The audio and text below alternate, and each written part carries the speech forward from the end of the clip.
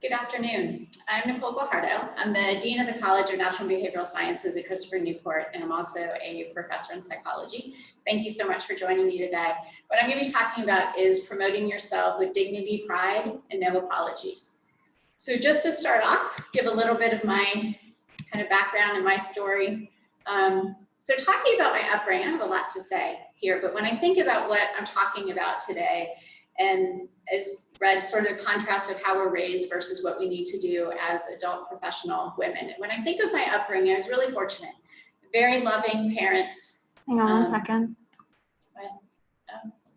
I'm sorry, someone just said they couldn't hear. Oh, someone could hear. She can hear, they can. Okay. Okay. So I guess I'm going to keep going. Hopefully you all can hear me. So thinking about my upbringing, I had two very supportive parents. They definitely raised me to believe that I could do anything that I wanted to do. My parents wanted me to go into engineering, and my dad, I think, was disappointed because I never get my head around really what that was. And I still remember in college, I started as a psychology major, and then I decided I was going to minor in sociology, and I had my reason. And I called home, and my dad was really quiet on the phone as I said, I decided to minor in sociology too. He would pause. He's like, as long as you can get a job. And I got a job. It's worked out really well.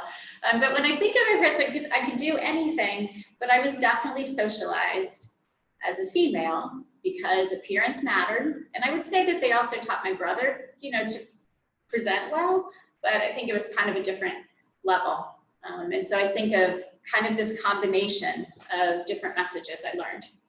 I also have two key roles in my life that have affected my thinking on some of what we're talking about today. First, I'm a mother of two daughters. I have a senior in high school and also a sophomore in college.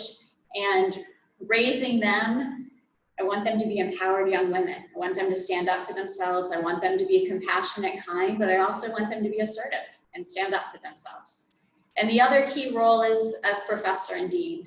And thinking about, I'm highly invested in all students of all sexes, but I definitely have a certain endearment for our female students and wanting to empower you, wanting you to stand tall and just do all that you can do and not be hesitant. And so with that, with these roles, I started to hear things differently and some different statements. So one is thinking about apologies and thinking about my children. So literally when they were in preschool, I started to hear apologies differently. And we're all taught when someone says they're sorry, you should say, oh, that's okay. And, oh, don't worry about it. And so we minimize those apologies. And I started to hear those, like, when your friend hits you, talking preschool, your friend hits you, it's not okay. Or if they steal your toy, it's not okay.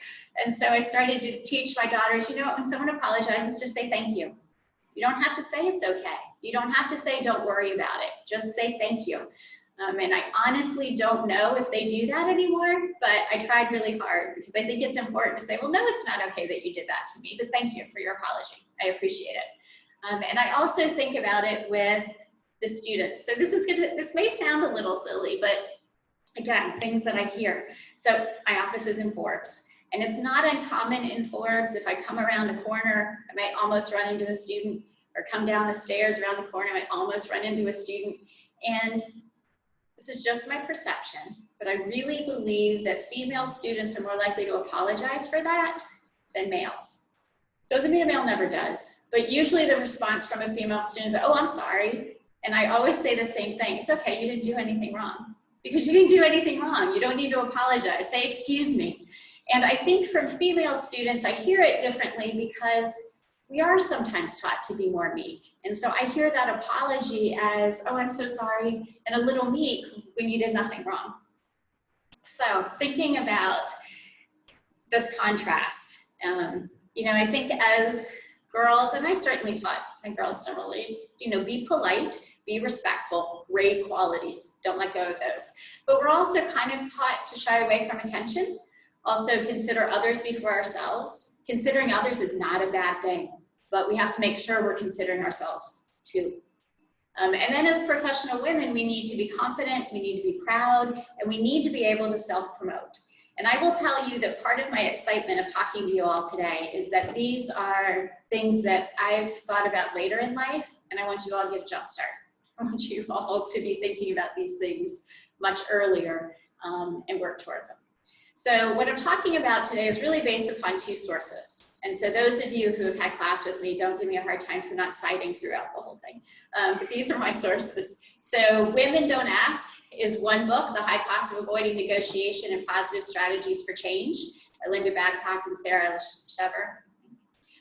Great book. And then the other is Brag, The Art of Tooting Your Own Horn Without Blowing It by Peggy Klaus. And these are two really great books that I recommend to you because it gets you to think and what you need to think about. The first obviously is focused on women, the other isn't, but it definitely applies to us. So what we're gonna do today is oh wait, no, my caveats are first, sorry. So just to provide a couple caveats. I'm gonna say we a lot, I'm gonna say females or women a lot, but I know we are not all the same. So some of you will hear this and you'll be like, I have no problem with that, and I do that already, and so forth, and others will be like, oh, okay, good to know. So of course there's a whole range of people and a whole range of women, but what I'm talking about today are really tendencies and averages of when we put all of us women together. And then I'm also not emphasizing the reasons why we do what we do, although there is one exception of that because I thought it was interesting. It kind of came to me this week even, so it was kind of fun. And so as an overview, what we're going to do is we're going to talk about negotiation and we're going to talk about self-promotion. And in the cases of both, we are going to talk about challenges and then things to think about and what we need to do. And probably both of these could be a whole presentation in of themselves. So I'm kind of sharing some ideas to get you started thinking in these ideas. So we'll start off with negotiation. So some tendencies that women have, again, on average. One, we're more likely to question ourselves, doubt ourselves. When something happens, we wonder, did we do the right thing? Should we have done it differently? Oh no, and we tend to think and reflect on that more so than men. We also tend to only apply for positions we fit perfectly. I am saying that much of what I'm talking about today applies in general, but I am going to sort of direct it towards the idea of applying for jobs. You as college students, I suspect you're going to be applying for jobs when you finish, so I'm trying to cater this to you and some things to think about. So when you look at positions, don't only think, oh, have I done that already? Think broadly. Men are much more likely to throw their hat in even when they're not qualified. And I'm not saying apply for positions you're truly not qualified for, but you don't have to meet every requirement. And we also are more likely to see situations as fixed, meaning that we don't think we can change them. They just are. So I want you to look at these three statements. Okay, so I admit I can't see the right side of the statement, so hopefully I'm going to remember them well enough to be able to think of what they say. So I think a person has to ask for what they want rather than wait for someone to provide it. You can tell me if I'm wrong on this. Two, there are many things available to people if only people ask for them. And many interactions I have during the day can be opportunities to improve my situation. So when you look at those three statements, just think about it for a minute. Do you agree? Do you agree with them? Do you disagree with them? Are you kind of somewhere in the middle? And what do you think about that?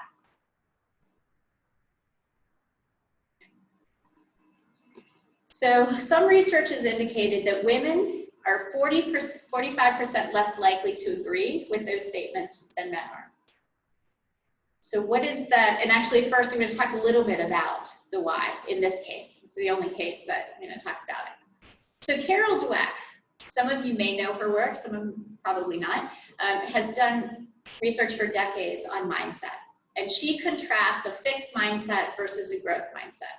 And a fixed mindset is that you think things are, and so often intelligence is used as the example. So if you have a fixed mindset, you think people have a certain level, they're born with a certain level of intelligence, and that just is it. A growth mindset would be, sure, you're born with a certain amount, but you can practice, you can work hard, you can get better, you can learn and increase your intelligence. We were talking about that. And it applies across really anything, right? You could think about it as sports. You're athletic, you're not athletic, would be more of a fixed mindset. Whereas a growth mindset would be, you have this level of athletic ability, but if you practice and you work really hard, you can improve.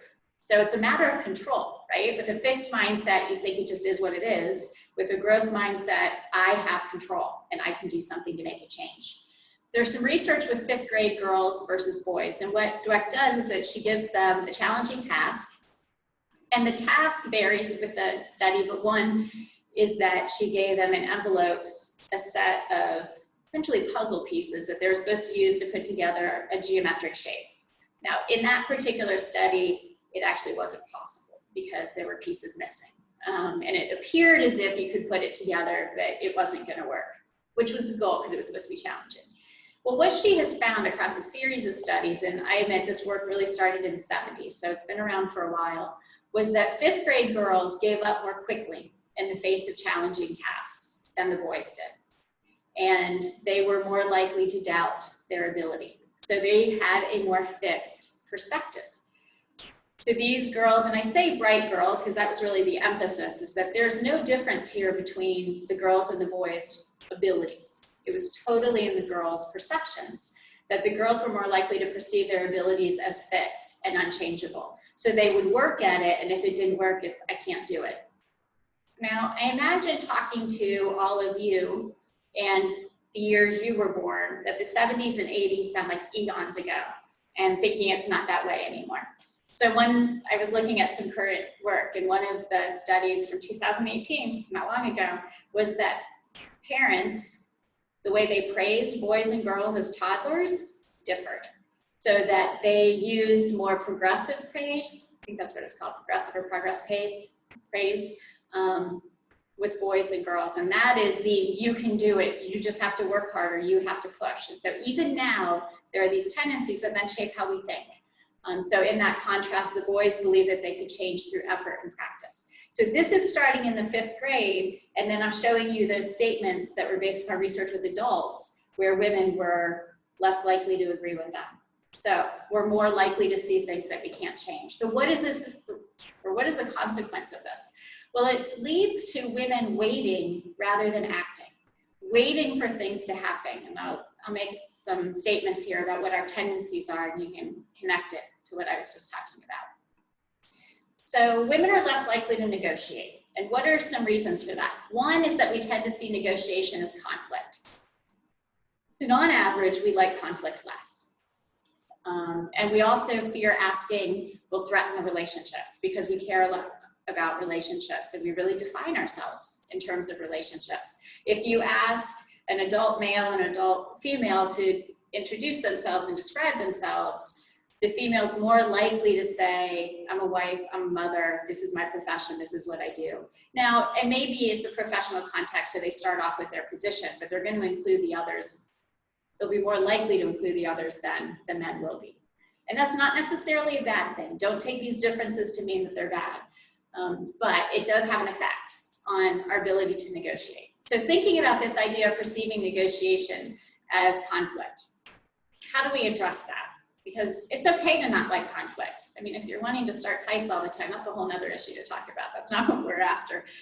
But one approach to this would be to focus on the problem rather than the person.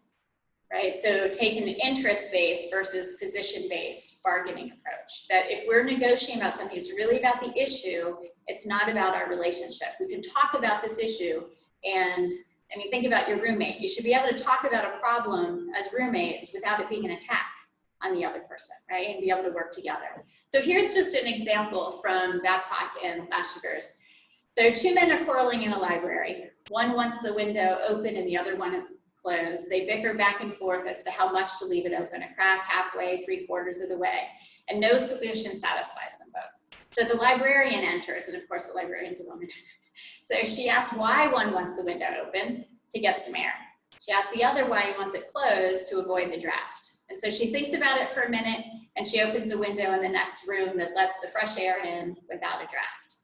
Now this is a simple example, but it really isn't great. Here you have, at least in this story, right? These 2 men who are bickering and not trying to find a solution. I want it this way, I want it this way, blah, blah, blah, blah. And then she looks at the problem and finds a solution to the problem, that it's not about the people. And I have to admit, personally, I've had some discussions lately with the political environment context, and have to, you know, people say, oh, well, the 2 different sides. I said, it's not really about sides, it's about, you know, different ways of looking at something, not necessarily right or wrong, and it's not about the person. So there are those you can have conversations with where you know you're still walking away with as friends if you disagree, and then those you can't get it off the person, right? But focusing on the issue is really critical. The other aspect of this is that we fear harming the relationship when we negotiate. And one is that we have to accept that relationships matter, and it's not bad. Because if you're going to go in and you're going to negotiate and not care about the relationship, that's not going to be in a good place either. So that's okay that we care about relationships. But what we have to do, similar to what I was just talking about, is finding a solution that's addressing the issues and goals, but also the relationship goals. So the theme would be to be assertive and use the social skills you've been taught, right? It's not about going in, and sometimes I think as women, we feel like, well, we have to take a masculine leadership approach because that's what works. It really doesn't if it's not your style. And I'd say sometimes in this, it doesn't work anyway. And so this idea of being assertive and using your social skills is really key. So know what you want and aim high. So we'll talk about this and how it applies to a job salary negotiation in a second, but what it would mean is that go in, aim high, not crazy, right? Because if you're just so out of the ballpark, they're not going to take you seriously. But aim high, because you're more likely to get more aiming high than if you just go in with a moderate goal. Don't concede too quickly. So what that means is to be confident in what you're talking about and to be okay with silence, right? Think about it for a minute. You don't have to respond right away. And then use all those social skills you've been taught. Be considerate, be kind, be respectful, be understanding, but also understand your position. So given the example of starting salaries, Guajardo and Rhines in 1991 looked at starting salaries of 200 graduates of an Ivy League MBA program. And the starting salary offer was $35,000. Men on average increased their salary by 4.3%, so $36,505. Whereas women increased it by 2.7. So obviously the women were negotiating, but they either conceded too quickly or they didn't shoot high enough, and they came out with salaries on average of $35,945. So you look at that, like $560, no big deal. But we're all aware of the gap in pay, right? The wage gap that we talk about. Well, if these men and these women go in consistently each year and negotiate similar percentage increases, then by the time these two people are 65 years of age, there's a $113,000 difference. Now that is something to sneeze at, especially if you're going into retirement, thinking what you've invested and all that you get off of that. So think about those other pieces. When you're negotiating salary, you're focusing on the relationship, and that's okay, but you're also focusing on the problem, right? And shooting with what's reasonable.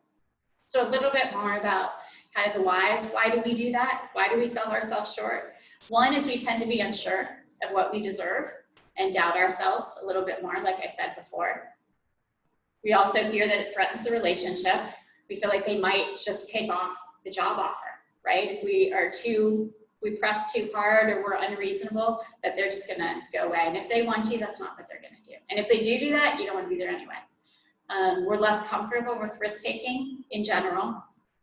It's also why we don't get injured as often. I don't have stats behind that, I just think that's true. So we're also more likely to assume the other would offer what's reasonable. Should have been up there, we go. I don't know why that was a separate clip.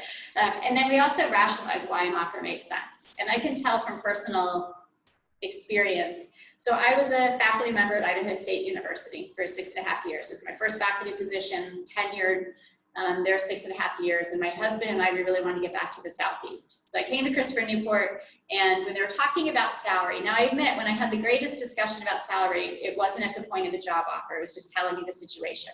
But I rationalized it. So it was less pay than I was making, but okay, I had to go back to assistant. I didn't ask about being associate because I understand that if the university advertises a certain level, that's what they have to offer.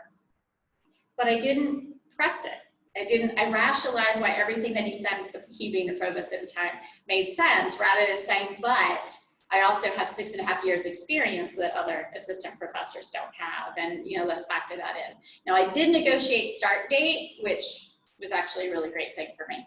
But I often think about this, like, why didn't I say anything? I was like, okay, well, that makes sense, yeah, instead of trying to negotiate. So just thinking about solutions a little bit. One, be prepared, be knowledgeable. Whatever it is that you're negotiating, know what you're talking about. So do your homework first. So related to that, if you're talking about salaries, know the appropriate salary. And salary.com, glassdoor.com are a couple examples of sites that you can go to. Our Center for Career Planning probably has other resources for you as well. But know what that salary is and what's reasonable so that you can shoot above it and be within that ballpark. And then, of course, combine the assertiveness and social skills that we just talked about.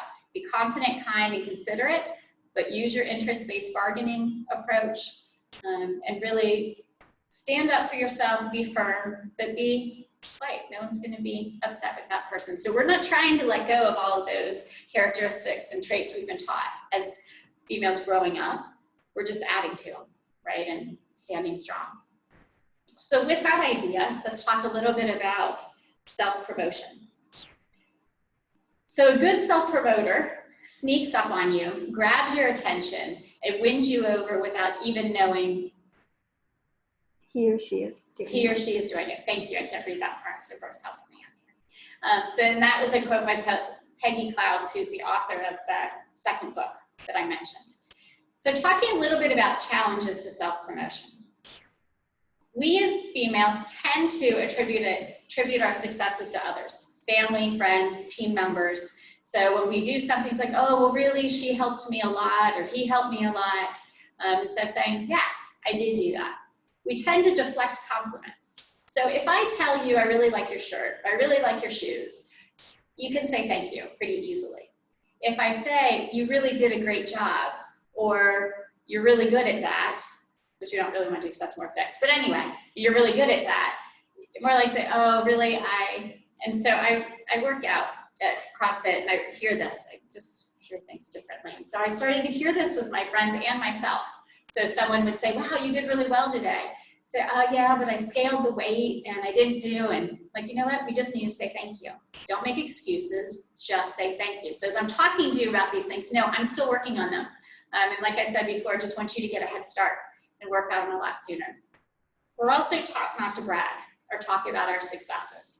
And I don't think that's a bad thing in some ways, but it can hold us back in other ways. So keep in mind, go back to that quote and think about what it is that you sneak up on them with your self-promotion. We're not talking about being the person saying, you know what I did? And I'm really good at this. And you know what I got on the test? And no, that's not what I'm suggesting here at all, because none of us received that well. But be comfortable talking about yourself. So really what you need to do is to create your story. So rather than listing out all these things that you do, you're creating a story. So what would you, here are some example questions. So Klaus provides 12 different questions. She has 12. I just pulled out 5 of them that just to give you examples and things to think about. So to create your story, you need to think about these questions. What would you and others say are 5 of your personality pluses? What do you love about your current job or career? And then I added major and internship because I know that I'm talking to college students. Which current successes are you most proud of having accomplished?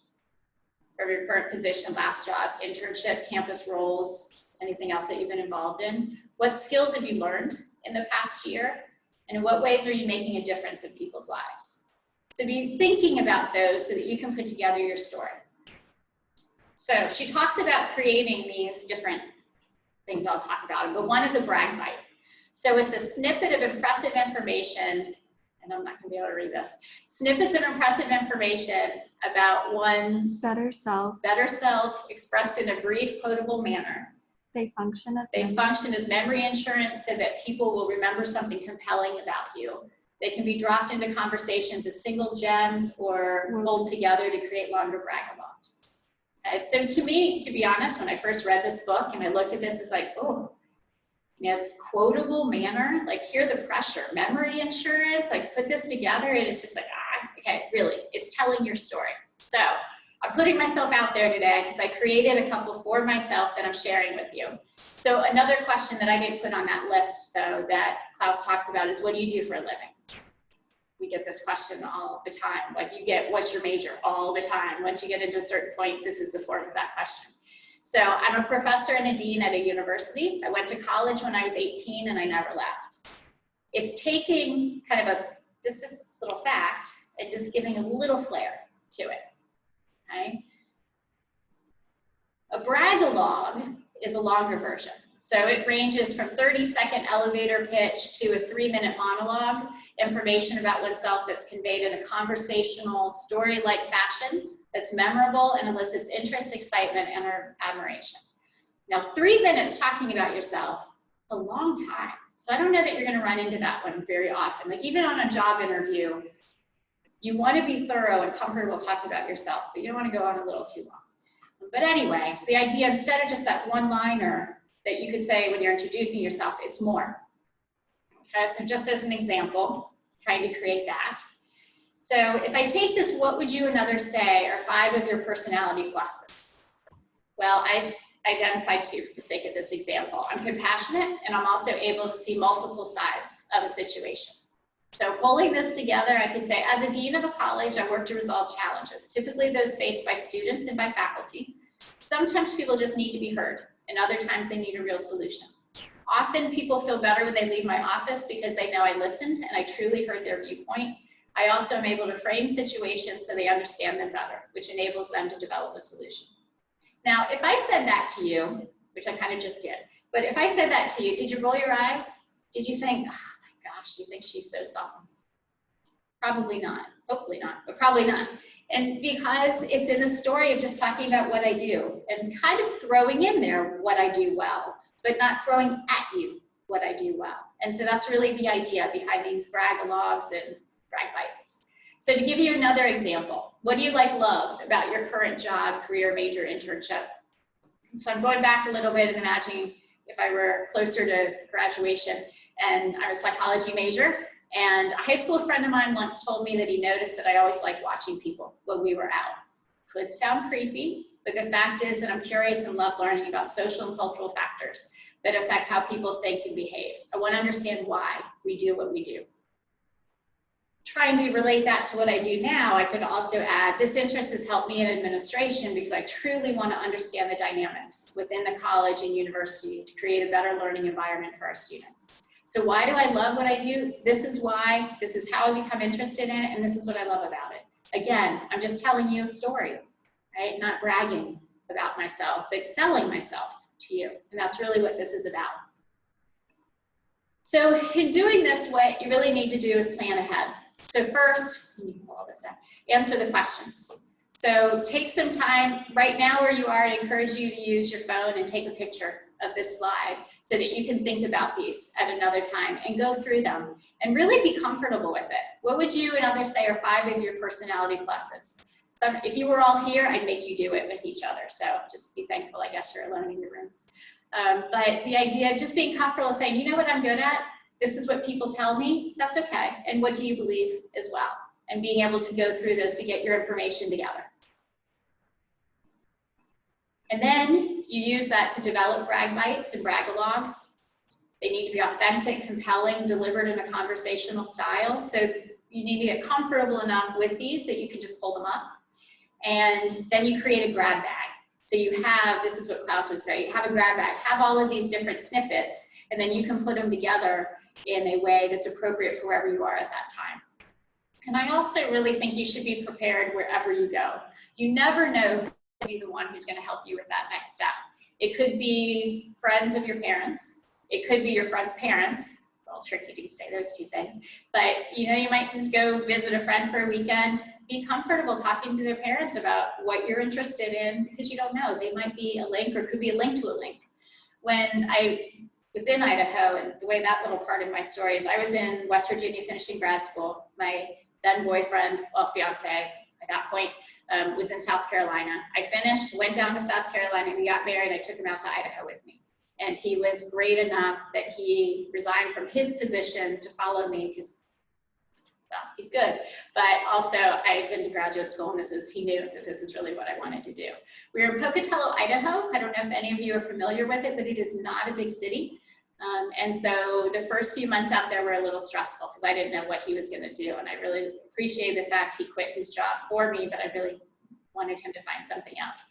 And so we were at the gym one night, the campus gym, and I ran into a student of mine, and she was with another woman, and we started talking, and she's, you know, I tell her, yeah, my husband doesn't have a job yet, and so she starts asking me about him. Well, she was the one who took his resume and got him into the company that he was then with for 22 years. Now you heard the 6.5, it was just he could keep working with them when we moved here. So who knew that that was gonna be the night that really changed things? So just always be prepared for that possibility. So thinking about this a little bit with your job interviews. One, write out 5 characteristics or experiences that make you a perfect fit. Now, perfect in quotation marks, because I already said women have the tendency to think they have to match everything, and you don't. So take that perfect loosely, but why do you fit this job that you're applying for? And if you can't find the 5, it might not be a good job for you, but if you find those 5. And then when you're at that interview, also talk about specific aspects of your experiences and achievements. One of my personal challenges is that I don't talk about myself very often, counter to how today may seem. I don't talk about myself very often. So if you ask me something, I tend to answer it pretty briefly, concisely, to the point, and I then shift. And there are cases when that's not what you need to do. And so be specific about what you've done. Don't assume that they've looked at your resume, and because it's on your resume that you don't need to tell them about it, because your resume is a line or two. Be able to talk about it and be specific. It could be a paper in your class that you wrote that made you interested in this area and you have some background. It could be research experience, but in both of those cases, be able to talk specifically about what you did, what the project was, what you did, what your role is, what you learned, and what skills you developed. I've been given feedback to some students on their Vito resumes lately, and they indicate that they were part of a research group, but they don't say anything about what they did. And so be specific. And this is part of that being comfortable talking about yourself. A couple other ideas, create your story. So what kindled your interest in that major or that field? Sometimes the positions you apply are going to be directly related to your major. Other times they might not be. And if they're not, what allows for that shift? It could be the paper that you wrote. It could be that, I always think of a former student who was biology major, and then his job he got was with a recruiting company. And so now he said that he eventually wanted to move into the area where there were hired people that their positions were related to biology, but that job itself was not related. So what did he learn as a biology major, or what did he realize he didn't want to do? And just be able to talk that through.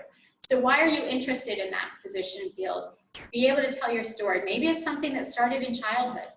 You know, maybe it was something in college. Maybe it was your parents exposed you to something. What is your story that you can tell? Anticipate questions. So you can always go and, you know, there's sites to tell you commonly asked questions, but you can anticipate those, so be prepared.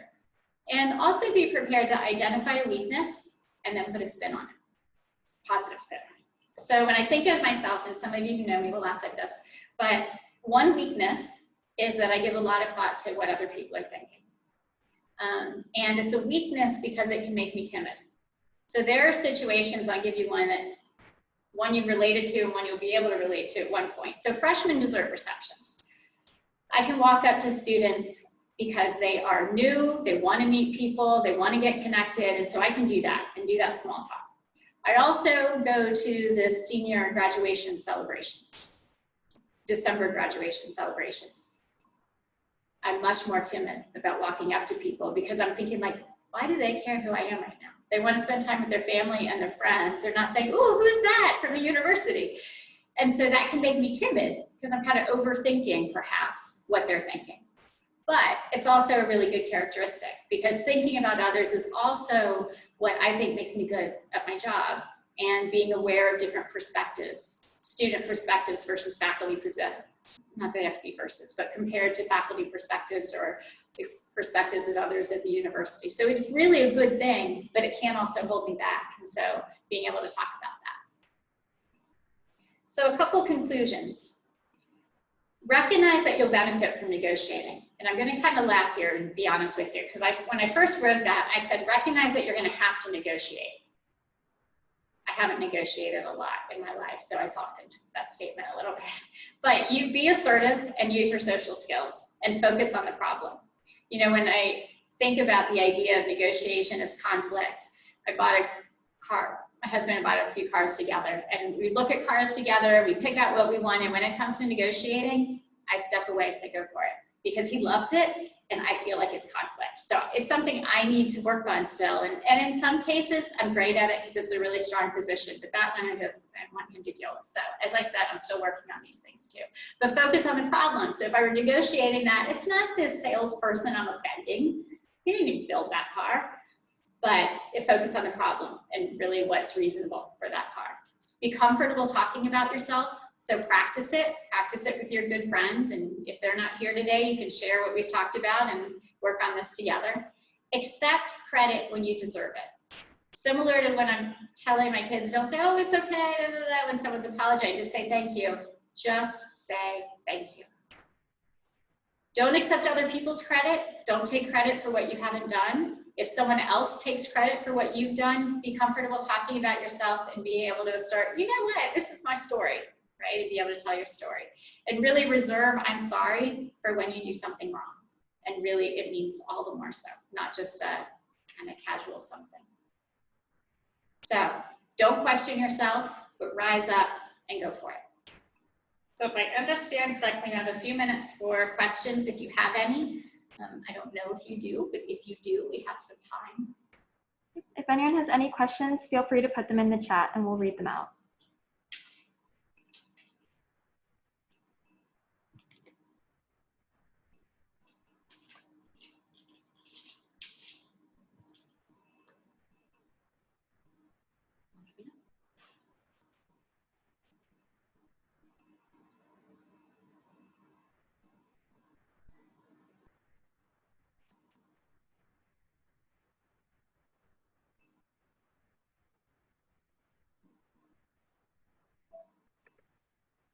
Guajardo, it's Emily here. See you so soon again. I had a question for you. We can't hear you, so just give us 1 second, or if you could type it in the chat, we can just read it out. Thank you.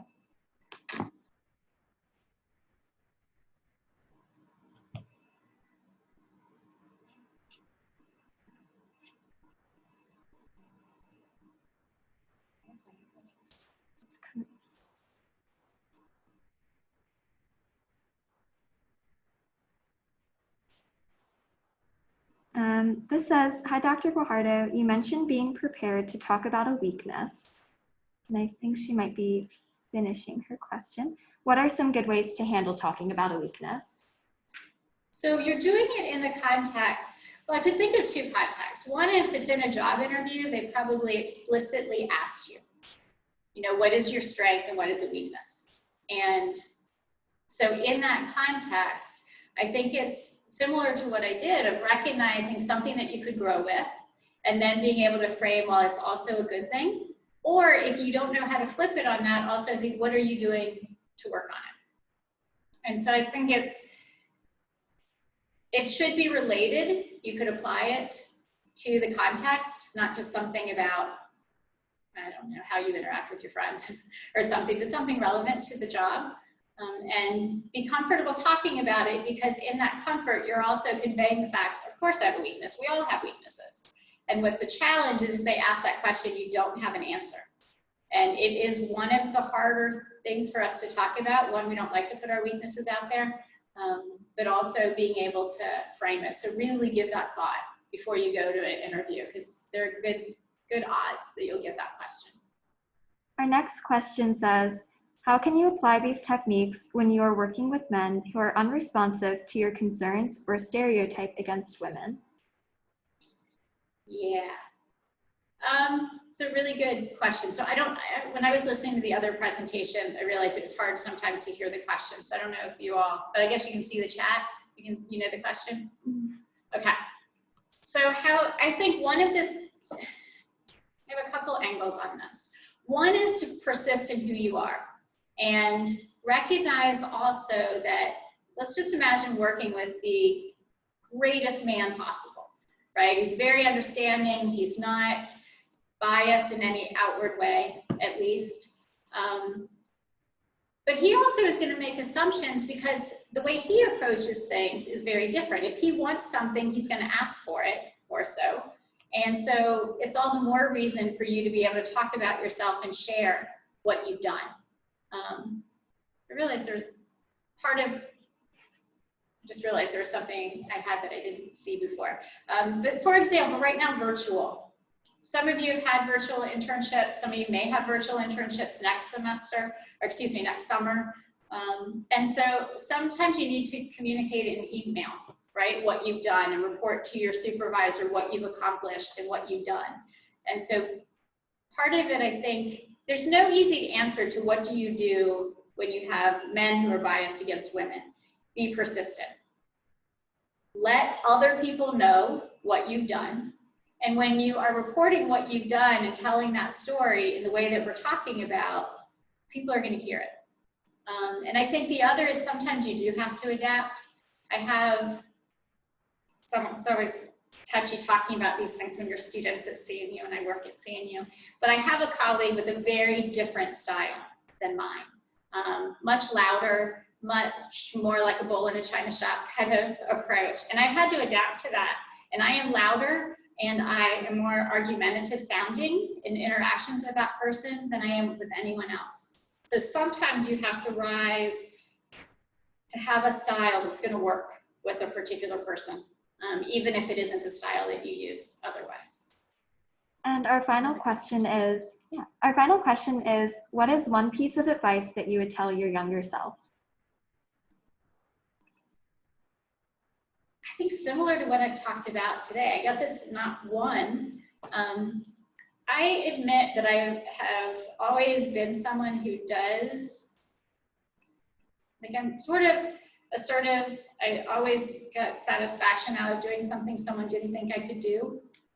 So that was always kind of fun and I would take those challenges. But I think it is that be comfortable talking about yourself and be comfortable talking about your accomplishments in an appropriate way and be assertive.